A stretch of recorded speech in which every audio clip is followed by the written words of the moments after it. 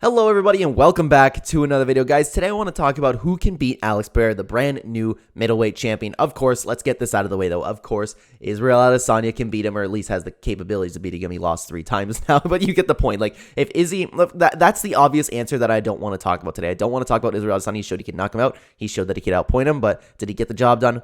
No. So the possibility of him winning is absolutely there. But if you take a look at the rest of the middleweight division, who could beat Alex Pereira? Another obvious answer would be Robert Whittaker. But like when you take a look at these fights and you think about like what if this was actually made, Alex Pereira is a giant guy. Like, if he stands next to Glover Teixeira, he makes Glover seem like the middleweight. You know what I mean? This guy is huge. And look at Adesanya trying to take him down. And yes, I understand that Adesanya doesn't have the best takedowns, right? He looked a little sloppy, to be honest. But Alex looked like it's like trying to move a boulder, man. Like, when he was just putting his fists down and just standing there as Adesanya was trying to ragdoll him, and he really couldn't. Like, he was having such a hard time. I have a hard time believing that, like, really...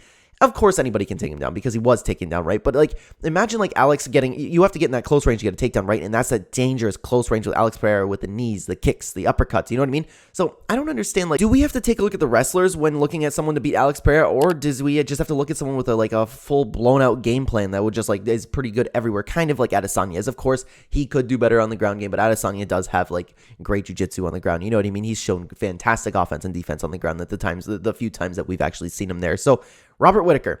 Matching up, I think he would get knocked out, to be honest with you. But if Whittaker were to go for a takedown, that's the danger zone.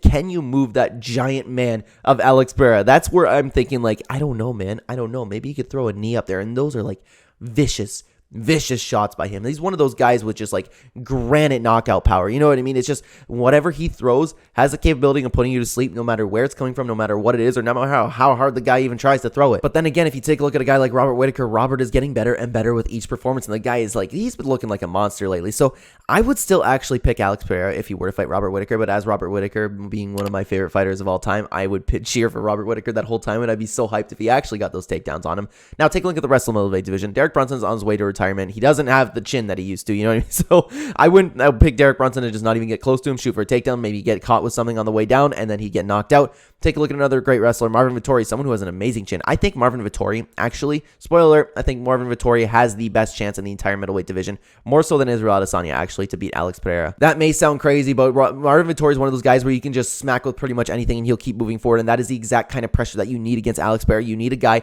that would be fearless and crazy like Marvin Vettori, where he just goes forward and just blasts doubles as much as he possibly can. And at one of those points, if Marvin puts that pressure on, because we know Marvin can put that pressure on, sometimes he like takes his foot off the gas, but of course he's more than capable of doing so. And then when you take a look at the rest of the middleweight division, man, I don't see much other opponents that get like it's a good division, man, but it's not stacked like bantamweight or lightweight is. You know what I mean? The talent there is just not necessarily the best, and I don't mean that to be disrespectful to the other fighters, but like I have a hard time looking at the rest of this division and seeing like who can actually take on Alex Pereira, a guy who is so inexperienced in MMA. Maybe you could get a guy like Andre Muniz, but he is like a little bit unproven. You know what I mean? It'd be really cool to see him make his way up the rankings and end up fighting him. But I actually do believe that Marvin Vettori has the best chance to beat Alex Pereira in a fight, and this is where I'll leave it up to you guys down below. I want to know what you think. Who do you think has the best chance to beat him? Am I wrong? Do you think Derek Brunson could take him down? Let me know down below, guys, and thank you so much for watching this video.